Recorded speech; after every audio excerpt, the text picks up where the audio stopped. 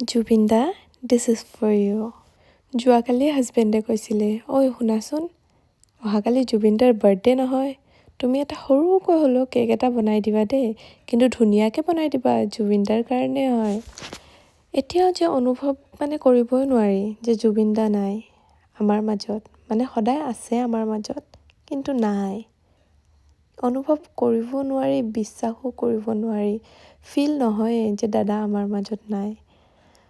তেওঁ যিহেতু ক'লে ধুনীয়াকৈ বনাই দিব লাগিব বুলি, মোৰ ফালৰ পৰা কিন্তু মই বহুত ট্ৰাই কৰিছোঁ দেই। এয়া প্ৰথমতে ব্লু কালাৰ দি কেনে ডেক'ৰেশ্যনটো কৰিম বুলি ভাবিলোঁ, পিছত নাই, কিবা এটা ভাল নালাগে। তাৰপিছত আকৌ ব্লু কালাৰৰ ক্ৰীমখিনি উঠাই দি এয়া পাৰ্পল কালাৰত বনাইছোঁ কেকটো।